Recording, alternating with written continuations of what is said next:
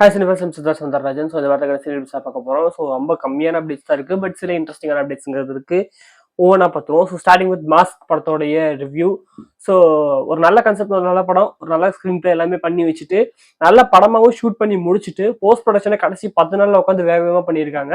Dubbing issues நிறையா இருக்குது, editing issues நிறையா இருக்குது, அண்டு சவுண்ட் எஃபெக்ட்ஸ் இஷ்யூஸ் நிறையா இருக்குது. ஸோ ஓவராலாக ஒரு நல்ல படம், பட் அதை வந்து டெக்னிக்கலாக பேக் பண்ண முடியாமல் போய் படம் பார்க்கும்போது ஒரு ஒரு ரிலேட்டட் ஆகாம ஒரு மாதிரி என்னடா பாக்குறோம் அப்படின்னு சொல்லிட்டு வெறியாற அளவுக்கு ஒரு படத்தை எடுத்து வச்சிருக்காங்க. ஸோ ஓடிடிக்கு வரும்போது இதெல்லாம் கொஞ்சம் கரெக்ட் பண்ணிட்டாங்க அப்படின்னா ஒரு ஆவரேஜ் ஃபில்மாவது ஆகும். இதெல்லாம் சூப்பரா ஓடி இருக்க வேண்டிய படம், சூப்பரான படம். பட் அவங்க பண்ண அந்த மிஸ்டேக், அந்த கடைசி 10 நாள்ல உட்காந்து ஒரு போஸ்ட் ப்ரொடக்ஷனை போட்டு பண்ணதுனால ஏகப்பட்ட மிஸ்டேக்கை படம் சொதப்பிடுச்சு. அதுதான் இந்த படத்துடைய ரிவ்யூ. பார்ப்போம் என்ன பண்றாங்க, இந்த ஓடிடியில் வந்துட்டு சரி பண்றாங்களா என்னங்கிறது. அண்ட் முக்கியமாக இதுல வந்து கத்துக்க வேண்டிய விஷயம் என்னன்னா போஸ்ட் ப்ரொடக்ஷனுக்கு டைம் கொடுக்கணும் அப்படிங்கிறது தான். ஏன்னா அவங்க வந்துட்டு ப்ரமோஷன்ஸே வந்துட்டு வேற வேற காலேஜஸ், வேற வேற தியேட்டர்ஸ்க்கு போய் தான் ப்ரமோஷன்ஸே பண்ணாங்க. ஒரு ப்ராப்பர் இன்டர்வியூ வந்துட்டு அரேஞ்ச் பண்ணல. பாரத் சிங்லன்னு ஒரு இன்டர்வியூ மட்டும் பண்ணிட்டு இது பண்ணிட்டாங்க. ஆனா எனக்கு இருந்த ஆச்சரியமே என்னடா டேரக்டர் எல்லா ஈவெண்ட்டுக்குமே போயிடுறாரு, எல்லா ஊருக்குமே போறாரு, போஸ்ட் ப்ரொடக்ஷன் நடக்குதா இல்லையா, ஆல்ரெடி படத்தை முடிச்சிட்டாங்களா அப்படின்னு சொல்லிட்டு நினைச்சா, இந்த ஆள் வந்துட்டு போஸ்ட் இதை வந்துட்டு ப்ரொமோஷன் பண்ணிடலாம் அப்படின்னு சொல்லிட்டு போன இந்த கேப்ல வந்துட்டு போஸ்ட் ப்ரொடக்ஷனை கவனிக்காம விட்டாரு. அது சரியான அடி, செம்ம அடி விழுந்திருக்கு படத்துக்கு. பார்ப்போம் என்னதான் பண்றாங்கன்னு சொல்லிட்டு. ஸோ அப்படியே அப்டேட்ஸ் வரும்போது நிறைய ட்ரெய்லர்ஸ் வந்துட்டு வர ரிலீஸ் ஆயிருக்கு. ஸோ ஃபர்ஸ்ட் வந்துட்டு மிடில் கிளாஸ் படத்தோட ட்ரெய்லர், முனிஷ்காந்த் அவரோட ஹீரோ வச்சு இந்த படம் வந்துருக்கு. அந்த படத்துல வந்துட்டு அவங்களுக்கு ஜோடியா நம்ம விஜயலட்சுமி நடிச்சிருக்காங்க. ஸோ யூடியூப் சேனல், நம்ம ஃபேமிலி யூடியூபர்ஸ்ன்னு சொல்லிட்டு இன்டர்நெட்ல நிறைய பேர் இருப்பாங்க. அவங்க ஃபேமிலியில் நடக்கக்கூடிய எல்லா விஷயத்தையும் வீடியோ எடுத்து லைவ் எடுத்து அதை வந்துட்டு யூடியூப்ல போடுவாங்க. ஸோ அப்படிப்பட்ட ஒரு சேனல்ல தான் நடத்திட்டு இருக்காங்க நம்ம முனிஷ்காந்த். அப்படிப்பட்ட ஒரு சேனல்ல நடத்த ஆரம்பிக்கிறாங்க. அது வரைக்கும் நல்லா நார்மலா போயிட்டு இருந்த லைஃப், அதுக்கப்புறம் ஒரு செம்ம ஒரு டேர்ன் ஓவர் ஆகி லைஃப் சூப்பரா போகுது. இந்த ஃபேமிலி இருக்கிற எல்லா விஷயத்தையுமே போடுறாங்க, நல்லா போயிட்டு இருக்கு. பட் அந்த சமயத்துல முனிஷ்காந்தோட பொண்ணுக்கு வந்துட்டு ஏதோ ஒரு சம்பவம் நடந்துருது. இதான் நடக்கக்கூடாது, அசம்பாவிதம் நடந்துச்சா இல்ல அவமானம் எதை நடந்துச்சு அப்படிங்கிறது தெரியல. பட் நடந்ததுக்கு அப்புறமா இன்டர்நெட் சைட்ல வந்துட்டு அந்த விஷயங்கிறது வேற மாதிரி பார்க்கப்படுது, தப்பா பார்க்கப்படுது. அதனால வந்துட்டு அந்த குடும்பமே அஃபெக்ட் ஆகுது. அது இல்லாம இவங்க வந்துட்டு ஏதோ கடன் வாங்கி வச்சிருக்காங்க, எதுக்காகங்கிறது தெரியல. ஏதோ எனக்கு இந்த இவ்வளவு கொடு, எனக்கு நாளைக்கு 1 கோடி ரூபா வரப்போகுது அப்படின்னு சொல்லிட்டு இருக்காங்க. யூடியூப் சைட்ல வந்துட்டு ஏதாவது ஏமாத்திட்டாங்களா என்ன ஏது அப்படிங்கிறது தெரியல. ஏன்னா இப்ப இந்த யூடியூப் சைட்ல வந்துட்டு ஏஜென்ட்ஸ் சொல்லிட்டு இருப்பாங்க இல்லையா, இந்த ஆட் ரன் பண்றது அப்படின்னு சொல்லிட்டு. இப்ப நார்மலா வந்துட்டு யூடியூப்ல இருக்கிறவங்களுக்கு எப்படி காசு வருது அப்படின்னா, உங்களோட வியூஸ், உங்களோட வீடியோ வந்துட்டு நல்ல வியூஸ் போகுது அப்படின்னா உங்களோட வீடியோக்கு முன்னாடியும் பின்னாடியும் ஆடை போட்டு யூடியூப் வந்துட்டு அது மூலியமா காசு எடுத்து அதுல ஒரு பங்கை உங்களுக்கு தருவாங்க. இது வந்துட்டு ஒரு இன்டர்னல் வந்துட்டு உங்களுக்கு பணம் வர்றது. எக்ஸ்டர்னல் பணம் வர்றது அப்படிங்கிறது, நான் வீடியோ பண்ணிட்டு இருக்கும்போது திஸ் வீடியோ ஸ்பான்சர் பைன்னு சொல்லிட்டு ஏதாவது ஒரு டேகை போட்டு ஏதாவது ஒரு பொருள் விற்கிறேன்னு வச்சுக்கோங்களேன், இது எக்ஸ்டர்னல். ஸோ இந்த இன்டர்னல்ல நடக்கக்கூடிய இதுல வந்துட்டு என்ன பிரச்சனைனாலும் அது யூடியூப் ஹேண்டில் பண்ணிப்பாங்க, அது கிரியேட்டருக்கு எந்த பிரச்சனையும் ஆகாது. பட் எக்ஸ்டர்னல்ல நானா வந்துட்டு இந்த ஸ்பான்சர் பைன்னு போடுறதுல ஏகப்பட்ட பிரச்சனைகள்ங்கிறது இருக்கு. அந்த நான் ப்ரமோட் பண்ற பிராண்ட் லெஜிட்டா இருக்கணும். அது தப்பா இருந்துச்சு அப்படின்னா ஆடியன்ஸ் நீங்க வந்துட்டு என்னை கேள்வி கேட்பீங்க, என்னை சட்டை பிடிப்பீங்க, உன்னை நம்பி வாங்கினேன் அப்படின்னு சொல்லிட்டு. அந்த ஏஜென்ட் லெஜிட்டா இருக்கணும். அந்த ஆடை ரன் பண்ணும்போது அந்த ஆடு சம்பந்தப்பட்ட அந்த ஆட்கள் லெஜிட்டா இருக்கணும். அவங்க வந்துட்டு எனக்கும் பிரச்சனை இல்லாம இருக்கணும். அவங்க இவ்வளவு ரூபா தர போறாங்க அப்படின்னு சொல்லிட்டு ஏமாத்திட்டாங்க அப்படின்னா அது எனக்கு பிரச்சனையாகும். சோ இப்படி ஒரு வேலை இவங்க மாட்டிட்டாங்களா அப்படிங்கிறது கிளியரான்னு கேட்டா தெரியல. மேபி உங்களுக்கு வந்துட்டு இத்தனை இதாகும் இதெல்லாம் ஆகும் அப்படிங்கிற மாதிரி சொல்லி ஏமாத்தி, சரி ஓகே இத்தனை ரூபா வரப்போகுது, நம்ம இதை வாங்கலாம் அதை வாங்கலாம் அப்படின்னு சொல்லிட்டு முன்னாடியே கடன் வாங்கி பண்றாங்களாங்கிறது தெரியல. பட் ஏதோ நடக்குது, காசு மேட்டருங்கிறதுமே இருக்கு. சோ இது வந்துட்டு இந்த இவங்களோட லைஃப்ல வந்துட்டு நடக்கக்கூடிய இந்த பிரச்சனைங்கிறது ஊருக்கே தெரியுது. அந்த ஊருக்கே தெரியறதுனால என்னென்ன விஷயங்கள் அடுத்தது நடக்குது, குடும்பத்துக்குள்ள என்னென்ன பிரச்சனையாச்சு அப்படிங்கறதுதான் மீதி கதை. ஸோ கமெண்ட்ஸ் படிக்கும்போது நிறைய பேர் வந்துட்டு ஃபேமிலி யூடியூபர்ஸ் பத்தின ஒரு சூப்பரான படமா இருக்கும், உண்மையான இப்ப இருக்கக்கூடிய இன்டர்நெட்ல இருக்க ஃபேமிலி யூடியூபர்ஸோட ரியாலிட்டி எரஸ் பண்ற மாதிரி இருக்கு இந்த ட்ரெய்லர் அப்படின்னு சொல்லியிருந்தாங்க. பட் படம் பார்த்தா தான் என்ன மேட்டருங்கிறது தெரியும். ஆல்ரெடி ரிலீஸ் ஆகி ரன்ல இருக்கு. படம் பார்த்துருந்தீங்கன்னு அப்படின்னா உங்களோட ஒப்பீனியன்ஸ் கமெண்ட்ல சொல்லுங்க. படம் பார்த்துட்டு என்னுடைய ஒப்பீனியன்ஸ் நான் ஒரு தனி வீடியோ போடுறேன், பார்ப்போம். கையாளாதவன், மானம் கட்டவன், விஷத்தை கொடுத்து கொன்று அப்படி 2000 கமெண்ட்ஸ். மனுஷனோட மனசு எப்படி மாறிடுச்சு பாரு. இல்லைன்னா யார் இருக்கிறடா தெரியா. நம்மள மாதிரி மிடில் கிளாஸ்க்குலாம் ஆண்டவன் கொடுக்குற மாதிரி தான் ஏன் கொடுப்பான். ஆனா உண்மையிலே கொடுக்கறது இல்லை, இருக்கிற எல்லாத்தையும் பிடிங்கிறான். அது தொடர்ந்து வந்துட்டு மோகனா படத்தோடைய லைவ் ஆக்ஷன் ட்ரெய்லர். இந்த படத்துக்கு லைவ் ஆக்ஷன் வேணுமா அப்படின்னு சொல்லி கேட்டா என்ன துறைக்கு வேணாம் தான் சொல்லுவேன். ஆல்ரெடி மோகனா 3 அனிமேஷன் வேற வந்துட்டு ரெடி ஆகிட்டு இருக்கு. அந்த படத்துக்கு வெயிட் பண்ணிட்டு இருக்கும்போது இப்போ திடீர்னு லைவ் ஆக்ஷனுங்கிறாங்க. ஆல்ரெடி வந்துட்டு முன்னாடி இருந்து சொல்லிட்டு இருந்த விஷயம் தான். ஜெண்டாயாவை வந்துட்டு மோகனாவாகவும் நம்ம மௌலி கேரக்டருக்கு வந்துட்டு நம்ம டிவைன் ஜான்சன் தான், நம்ம ராக் இருக்காரு இல்லையா, அவரை போடுறதா வந்துட்டு ரொம்ப வருஷங்களா சொல்லிட்டு இருக்காங்க. அவங்க 2 பேரையும் வச்சு லைவ் ஆக்ஷன் பண்ணலாம் அப்படின்னு சொல்லிட்டு. பட் இப்ப அதெல்லாம் தூக்கி போட்டு ஏதோ ஒரு பொண்ணை மோனாவை போட்டிருக்காங்க. யாரு என்னங்கிறது தெரியல. அண்ட் டுவேன் ஜான்சன் சாரி அந்த மௌலி கேரக்டருக்கு வந்துட்டு யார் கேஸ்ட் அப்படிங்கறத படத்துல இந்த டீசர்ல சரியா காட்டல. பட் இந்த டீசர் வந்துட்டு அப்படியே அனிமேஷன்ல இருக்கக்கூடிய அதே விஷயத்த அப்படியே லைவ் ஆக்ஷன்ல அப்படியே எடுத்த மாதிரி இருந்தது. இப்ப ரீசெண்டா பார்த்தா how to train your dragon படத்தை வந்துட்டு ரிலீஸ் ஆயிருச்சுல, அந்த படத்துல அதான் ஒரு மிகப்பெரிய பாசிட்டிவா இருந்தது. அந்த படம் அவ்வளவு பெரிய சக்கப்போடு போட்டு ஹிட் ஆனதுக்கான காரணமே அனிமேஷனை அப்படியே லைவ் ஆக்ஷன் எடுத்ததுனாலதான். சோ அதையுமே அவங்க ஃபாலோ பண்றாங்க போல இருக்கு. சினிமாட்டோகிராஃபில இருந்து எல்லாமே கிட்டத்தட்ட அந்த அனிமேஷனை வந்துட்டு அப்படி லைவ் ஆக்ஷனை பார்த்த மாதிரி ஒரு ஃபீலிங்கிறத கொடுத்துச்சு. ஈவன் தான் அந்த பொண்ணுடைய லுக்கு முதற்கொண்டு அவங்களுடைய முகத்தை நம்ம பார்க்கும்போது மட்டும்தான் ஓ இது வேற ஆக்டர்ஸ் அப்படிங்கிற மாதிரி இருக்கே தவிர அந்த விஷுவல் கிராமர் முதற்கொண்டு எல்லாமே அந்த அனிமேஷனை அப்படியே தத்ரூபமா லைவ் ஆக்ஷன்ல கொண்டு வந்த மாதிரி தான் இருந்துச்சு. நல்லா இருக்கு, பாப்போம் இந்த படம் எப்படி இருக்குன்னு சொல்லிட்டு.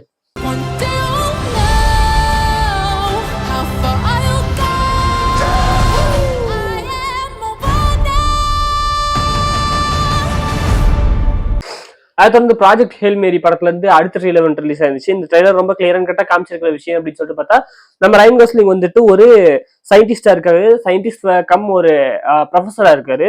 சோ அந்த உலகத்துல வந்துட்டு சன் செத்துக்கிட்டு இருக்கு அப்படின்னு சொல்லிட்டு ஒரு விஷயத்த சொல்றாங்க. சூரியன் செத்துக்கிட்டு இருக்கு, அதை வந்துட்டு சரி பண்றதுக்கு வந்துட்டு ஒருத்தரை வந்துட்டு ஸ்பேஸுக்கு அமிச்சு ஏதோ ஒரு மிஷனுக்காக அனுப்புறாங்க. என்ன மேட்டருங்கிறது தெரியல. அதுக்கு நம்ம சயின்டிஸ்ட் அண்ட் ப்ரொஃபஸரான ரைன் காஸ்லிங் அனுப்புறாங்க. சோ நீ தான் அதுக்கு போகணும்னு சொல்லிட்டு. சோ இப்படி அவர் போகும்போது அங்க ஒரு கிரியேச்சரை மீட் பண்றாரு. ஒரு ரோபோட் மாதிரி இருக்கு, பட் அது பாக்குறதுக்கு ஒரு ப்ராப்பர் ரோபோட் மாதிரி இல்ல, அது மரக்கட்டையில செஞ்ச மாதிரி இருக்கு. அது வந்துட்டு பேச முடியலாதால, பட் அதுக்குமே இன்டெலிஜென்ஸ் இருக்கு, அதுவுமே ஒரு ஸ்பேஸ்ஷிப்ல வந்துருக்கு. அதுல இருந்து என்ன நமக்கு இன்ஃபர்மேஷன் சொல்றாங்கன்னா அதோட உலகமே அழிஞ்சுக்கிட்டு இருக்கு. சோ அதுவுமே ஒரு விஷயத்துக்காக தான் இங்க வந்திருக்கு அப்படின்னு சொல்லிட்டு சொல்றாங்க. சோ இவங்க 2 பேரும் சேர்ந்து இந்த 2 உலகத்தையும் காப்பாத்தினாங்க இல்ல அப்படிங்கிறது தான் மீதி கதை. பட் இதை நான் வந்துட்டு மேலோட்டமா பார்க்கும்போது இதுல சில இடங்கள்ல வந்துட்டு சில லீட்ஸ் எல்லாம் வச்சிருந்தாங்க. அந்த லீடை ஃபாலோ பண்ணா இது வந்துட்டு ரொம்ப பயங்கரமான படமா இருக்குமோ அப்படிங்கிறது தோணுது. ஃபர்ஸ்ட் லீட் வந்துட்டு இது மல்டிவர்ஸா இருக்குமோ அப்படின்னு எனக்கு தோணுச்சு. ஏன்னா ஃபர்ஸ்ட் எடுத்த உடனே அந்த கதவை தட்டின உடனே இது நான் தானா அப்படின்னு சொல்லிட்டு கேட்கிறாரு. சோ இது வந்துட்டு அந்த அந்த அந்த கிரியேச்சருங்கிறது வந்துட்டு இவரோட ஆல்டர்னேட்டிவ் யூனிவர்ஸ் வெர்ஷன் தான் அப்படின்னு சொல்லி இது மல்டிவர்ஸ் ஆக்கிடுவாங்களோன்னு சொல்லிட்டு எனக்கு ஒரு டவுட் இருக்கு. அது என்ன மேட்டருங்க தெரியல.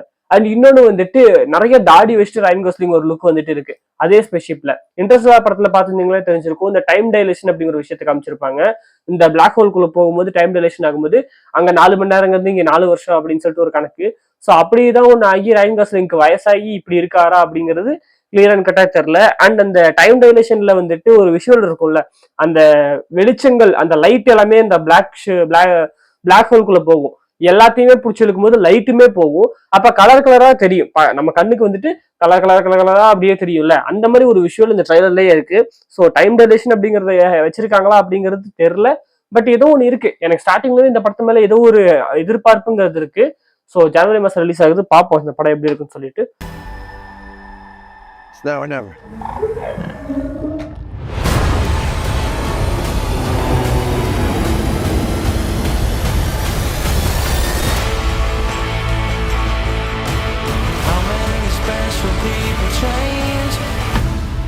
Call it fist bump, by the way. Fist my bump? No, it's fist bump. It's not the same. அதை தொடர்ந்து வந்துட்டு வித் லவ் அப்படின்னு சொல்லிட்டு நம்ம அபிஷன், நம்ம டூர் ஃபேமிலி டைரக்டருடைய படம். அந்த படத்துல டீசர் ரிலீஸ் இருந்துச்சு. ஒரு 4 நாள் முன்னாடி அனௌன்ஸ்மெண்ட் கொடுத்திருந்தாங்க. இவரை வந்துட்டு ஹீரோவா வச்சு அனஸ்வரா விஜயனை ஹீரோயினா வச்சு ஒரு படம் பண்ண போறோம் அப்படின்னு சொல்லிட்டு இப்போதைக்கு அந்த டீசர் விட்டாங்க. வித் லவ் அப்படின்னு சொல்லிட்டு ஒரு யூஷுவல் லவ் ஸ்டோரி தான். அபிஷனும் அனஸ்வராவும் வந்துட்டு ஃப்ரெண்ட்ஸா இருக்காங்க. ஆனா அனஸ்வரா வந்துட்டு அபிஷனுடைய லவ்வுக்கு ஹெல்ப் பண்றாங்க. இதுக்கப்புறமா என்ன கதை அப்படின்னு சொல்லிட்டு உங்களுக்கே தெரியும், ஒரு யூஷுவலான லவ் ஸ்டோரி தான். பட் பாப்போம் என்ன மாதிரி கொடுக்குறாங்க அப்படின்னு சொல்லிட்டு. ஷான் ரோடன் மியூசிக்ல February 26 ரிலீஸ் ஆகுது, வேலண்டைன்ஸ் டே முன்னிட்டு. பாப்போம். சொல்லு மச்சான், எப்படி இருக்க? நான் எப்படி இருந்தா உனக்குடா மயிரே.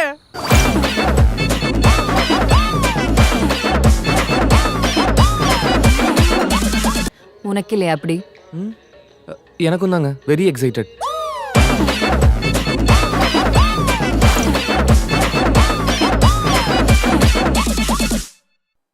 அதை தொடர்ந்து வந்துட்டு துரந்தர் படத்தோட ட்ரெய்லர் ரிலீஸ் ஆனதுக்கு அப்புறமா ஆகுன்றானுங்க. என்னடான்னு சொல்லிட்டு போய் எட்டி பார்த்தா ஏதோ பயங்கரமா இருக்கு போலயே அப்படின்னு சொல்லிட்டு ஒரு ஃபீலிங் இருந்தது. வழக்கமான ஒரு பாலிவுட் படம் மாதிரி தான் இருக்கு, பட் ஏதோ ஒன்று டிஃபரெண்டாவுமே இருக்கு அப்படின்னு சொல்லிட்டு எனக்கு தோணுச்சு.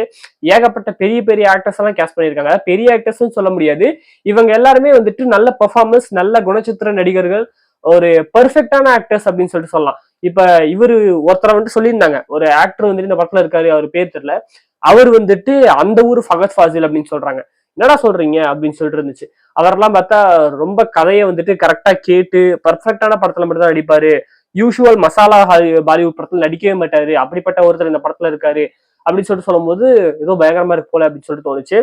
So and incredible true events அப்படின்னு சொல்லிட்டு போட்டிருக்கானுங்க. ஸோ அதுக்கேற்ற மாதிரி நான் விசாரிச்சு பார்த்ததுலுமே தெரிஞ்ச விஷயம் என்னன்னா, பாகிஸ்தான் டு இந்தியாவில் வந்து நடந்த ஸ்பை விஷயங்களை வச்சு ஒரு படம் அப்படின்னு சொல்லிட்டு சொல்றாங்க. இதுல என்ன ஒரு மிகப்பெரிய ஆச்சரியம் அப்படின்னா, வழக்கமா இந்த மாதிரி ஏதாவது இன்ஸ்பைர்ட் பை ட்ரூ ஈவெண்ட்ஸ் அப்படின்னா பேரு ஊரு விஷுவல்னு சொல்லிட்டு எல்லாத்தையும் மாத்தி விட்டுருவாங்க.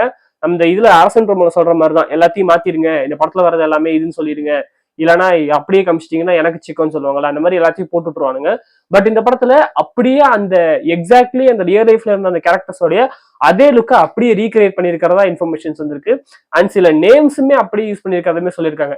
என்னடா பயோபிக் இது எடுக்கிறீங்களா அப்படின்னு சொல்லிட்டு தோணுது. ஸோ ரொம்ப ஏதோ பயங்கரமா பண்றாங்க அப்படின்னு சொல்லிட்டு தெரியுது. 4 நிமிஷம் ட்ரெய்லரு. அந்த பக்கம் வந்துட்டு நம்ம அவதார் டைரக்டர் வந்துட்டு 2.5 நிமிஷம் வச்சுட்டு அந்த 2.5 நிமிஷத்துல கதை ஃபுல்லுத்தையும் சொல்லிடுறாரு. அதுவும் அவ்வளவு பெரிய படத்துக்கு. பட் நம்மளுக்கு இது ஊர் பேர் தெரியாம என்னன்னே தெரியல. 4 வருஷம் இந்த ரன்வீர் சிங்கை வேற ஆளே காணல, எங்கடா போனாரு அப்படின்னு சொல்லிட்டு பார்த்தா 4 வருஷம் கழிச்சு ஒரு படம். அதுவும் வந்துட்டு 4 நிமிஷம் ட்ரெய்லர். அந்த 4 நிமிஷம் ட்ரெய்லர்ல கதையே சொல்லாம வெறும் கேரக்டர் இன்ட்ரோடக்ஷன் மட்டும் கொடுத்து வச்சிருக்கானுங்க. என்னடா ஏதோ பயங்கரமா இருக்கு போல அப்படின்னு மட்டும் தோணுது. பட் 5ஆம் தேதி ரிலீஸ் ஆகுது. படம் பார்த்தாதான் தெரியும். ஒரு மாதிரி கன்ஃபியூசிங்கா இருக்கு. பார்ப்போம் என்ன மாதிரி சொல்லிட்டு. ஆனஸ்டா ஒரு ரியாக்ஷன் எனக்கு தோணுச்சு. அது என்னங்கிறது வீடியோல வரும் பாருங்க. இதெல்லாம் ரொம்ப ஓவரா இருக்கு. அவளை பார்த்தா இவன் பெரிய இவங்கறான், இவனை பார்த்தா இவன் டேய் ரிலீஸ் பண்ணிட்டே. நான் பார்க்கறேன், ரிலீஸ் பண்றேன். வா வா வா வா வா வா வாடி வாடி வாடி வாடி வா வா வா வா வா. சோ பாப்போம் டிசம்பர் 5ஆம் தேதி இந்த படம் எப்படி இருக்கு அப்படின்னு சொல்லிட்டு. அது தொடர்ந்து வந்துட்டு இப்ப சாயந்தரம் வந்துட்டு தாஷமக்கான் கரெக்டா படிக்கிறேன்னு சொல்லிட்டு நினைக்கிறேன். தாஷமக்கான் அப்படின்னு சொல்லிட்டு நம்ம ஹரிஷ் கல்யாணோட படம், லிஃப்ட் படத்தோடைய டைரக்டரோடைய அடுத்த படம்.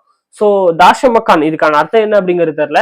தாஷமக்கான் நிறைய பேர் அந்த ஏரியா பத்தி கேள்விப்பட்டிருப்போம், எங்கேயோ காதுல கேட்டிருப்போம். நானும் சென்னையில பிறந்து வளர்ந்த பையன் தான், கேள்விப்பட்டிருக்கேன். பட் அதோடைய உலகத்தை நான் பார்த்தது கிடையாது. எல்லாரும் நான்வெஜ் சாப்பிடுவோம், பட் அது எங்கேருந்து வருது அப்படின்னு தெரியாது. தாஷமக்கான் பத்தி முக்கியமா ஃபர்ஸ்ட் சொல்லணும் அப்படின்னா, அது ஒரு மீட் கேபிட்டல். அங்கேருந்து தான் நம்ம தமிழ்நாட்டுக்கும் சரி நிறைய இடங்களுக்கு வந்து மீட் சப்ளை ஆகக்கூடிய ஒரு இடம் தாஷமக்கான். ஸோ இதுதான் வந்து அந்த ஏரியாக்கான ஒரு முக்கியமான அடையாளம். பட் இந்த விஷுவல்ல அந்த வீடியோல வந்துட்டு என்ன காமிச்சிருக்காங்க, ஒரு ப்ரோமோ வீடியோ மாதிரி ரிலீஸ் பண்ணிருக்காங்க, டைட்டில் ப்ரோமோ அப்படின்னு சொல்லியிருக்காங்க.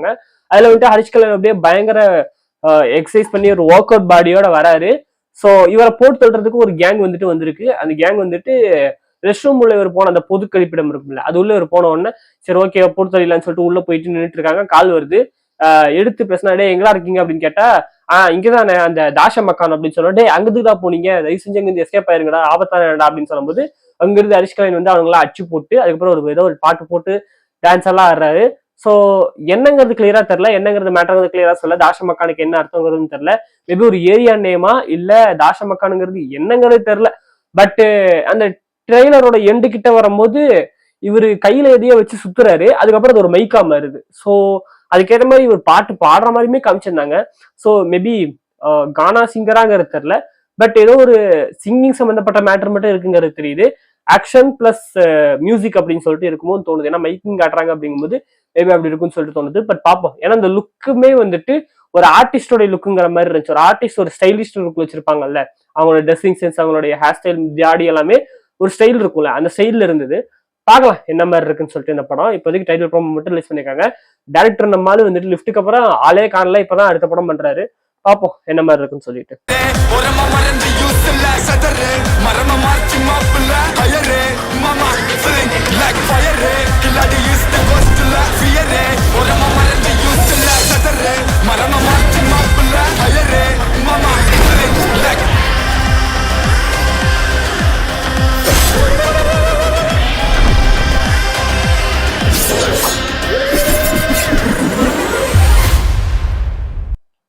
அண்ட் போன வாரம் வந்துட்டு சொல்லியிருந்தேன் இல்லையா, இந்த அவதார் படத்துல வந்துட்டு அவெஞ்சர்ஸ் டூம்ஸ்டேயோட ஃபர்ஸ்ட் ட்ரெயிலர் வந்துட்டு ஸ்கிரீன் பண்றதுக்கு வாய்ப்புகள் இருக்குன்னு சொல்லிட்டு இந்த வாரம் என்ன சொல்றானுங்கன்னா, நோலனுடைய ஒடிசி படம் எல்லாத்துக்கும் தெரிஞ்சிருக்குன்னு நினைக்கிறேன், அவங்களால ஷூட் பண்ணிட்டு இருக்காங்க. ஏதோ பயங்கரமான ஒரு படம் ரெடி ஆயிட்டு இருக்கு. அந்த படத்தோடைய ஃபர்ஸ்ட் லுக் ட்ரெய்லருமே வந்துட்டு இதே அவதார் படத்தோடய சேர்த்து ரிலீஸ் பண்ண போறதா சொல்லியிருக்கானுங்க. ஸோ பாருங்க, அவதார் அவ்வளோ பெரிய படமா கன்சிடர் செய்யப்படுது. எல்லா பெரிய படங்களுடைய டீசர் ட்ரெய்லர்லாம் அங்க கொண்டு ரிலீஸ் பண்றாங்க, ஒரு ஃபெஸ்டிவல் மாதிரி. பார்ப்போம் என்ன மாதிரி இருக்குன்னு சொல்லிட்டு. அது தொடர்ந்து ஜனநாயகன் படத்தோட ஆடியோ லான்ச் வந்துட்டு மலேசியாவில் நடக்குது December 27. எனக்கு என்னன்னா 6 மாசத்துக்கு முன்னாடி தெரியுது மலேசியாவில் நடக்குதுன்னு சொல்லிட்டு, அப்பவே நியூஸ் வந்துருச்சு. பட் இப்போ வந்து இது மலேசியா அப்படின்னு சொல்லிட்டு ஆச்சரியப்படுறானுங்க. டேய் அப்பவே தெரியும்டா அப்படிங்கிற மாதிரி தான் எனக்குலாம் இருந்தது. ஓகே நான் என்ன நினைச்சேன் அப்படின்னா நவம்பர்லயே நடந்துரும், நவம்பர்லயே முடிச்சிருவாங்கன்னு நினைச்சேன். டிசம்பர் வரையும் போகும்னு எதிர்பார்க்கல. ஓகே, டிசம்பர் 27 வந்துட்டு நடக்குது மலேசியால, கோலாலம்பூர் எங்கேயோ சொன்னாங்க, எங்க தெரியல. எனக்கு என்னன்னா இந்த இன்ஸ்டால வந்துட்டு மலேசியா நண்பர்கள் அதிகமாயிட்டே போயிட்டு இருக்காங்க. ஸோ அவங்க கிட்ட கேட்டா தெரியும்னு சொல்லிட்டு நினைக்கிறேன். ஸோ பார்க்கலாம் என்ன மாதிரி இருக்குன்னு சொல்லிட்டு இந்த படம். அண்ட் சரி விடுங்க, ஜனநாயகனு அப்புறமா பேசுவோம். அவ்வளவுதான். அது தொடர்ந்து வந்துட்டு இந்த ரீரிலீஸ்ல வந்துட்டு ஃப்ரெண்ட்ஸ் படம் வந்துட்டு ட்ரெய்லர் ரிலீஸ் இருந்துச்சு. அந்த படம் இன்னைக்கு ரீரிலீஸ் ஆகி ஓடிக்கிட்டு இருக்கு. பார்த்துருந்தீங்கன்னா என்னங்கிறத சொல்லுங்க. அண்ட் எனக்கு என்னன்னா திருமலை ரீரிலீஸ் பண்ணுங்கடான்னா ஃப்ரெண்ட்ஸ் குஷின்ட்டு இருக்கானுங்க. எனக்கு திருமலை ரீரிலீஸ் பண்ணுங்க, பயங்கரமா ஓடும், நானும் வந்து பார்க்கறேன் என்ன மேட்டருங்கிறத. ஆனா அது தொடர்ந்து வந்துட்டு அஞ்சான் படத்தோடைய ரீஎடிட்டட் ட்ரெய்லர் அப்படின்ட்டு ரிலீஸ் பண்ணியிருக்கானுங்க. என்னன்னா எனக்கு வந்துட்டு இது இங்கேயும் கேட்ட மாதிரி ஒரு ஞாபகம். ஏன்னா அஞ்சான் படம் ரிலீஸ் ஆனப்ப நான் அவ்வளவு தியேட்டரிக்கல்லாம் இது கிடையாது.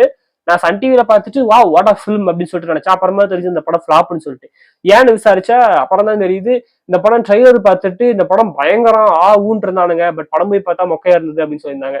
ஸோ இது வந்துட்டு ட்ரெய்லர்னால மிஸ்லீட் செய்யப்பட்ட படம் போலான்னு சொல்லிட்டு நான் நினைச்சிட்டு இருந்தேன். ஸோ அதனாலதான் இப்ப ரீஎடிட்டட்னு சொல்லிட்டு போட்டிருக்கானுங்க போல இருக்கு. ஃபுல்லா இந்த சமந்தாவுடைய லவ் எல்லாத்தையும் காமிச்சு அதுக்கப்புறம் ஃப்ரெண்ட்ஷிப் காமிச்சு அதுக்கப்புறம் ட்ரெய்லர் முடிச்சிருக்கானுங்க. மேபி இந்த ஃபர்ஸ்ட் ட்ரெய்லர்ல வந்துட்டு இல்ல சமந்தாவே காட்டாம ஃபுல் அண்ட் ஃபுல் ஃபைட்டு ஊன்று இருப்பானுங்க போல இருக்கு. என்ன மேட்டருங்க தெரியல. பட் ஓகே, இந்த படம் வந்துட்டு ரிலீஸ் ஆகுது, ரீரிலீஸ் ஆகுது. எனக்கு என்னன்னா அஞ்சான் ரீரிலீஸ்னா ஒர்த்து தான், நான் போய் பார்ப்பேன். எனக்கு ரொம்ப பிடிச்ச படம். மேபி பார்த்தேன்னா என்ன மேட்டருங்க சொல்றேன். ஸோ அதை தொடர்ந்து வந்துட்டு அவ்வளவுதான். அப்டேட்ஸ் எல்லாமே ரொம்ப கம்மியாக தான் இருந்துச்சு, எல்லாத்தையுமே சொல்லி முடிச்சுட்டேன். ஸோ தனியாக அப்டேட்ஸ் மிஸ் பண்ணியிருந்தாலும் தப்பா சொல்லியிருந்தாலும் மறக்காம கீழே கமெண்ட் பண்ணுங்க. ஸோ உங்கள்ட்ட இன்னொரு பார்க்குறது வரைக்கும் bye friends. Sundararajan Instagram and by WhatsApp channel link எல்லாமே கீழே இருக்கு. மறக்காம ஃபாலோ பண்ணிருக்கீங்க. பை.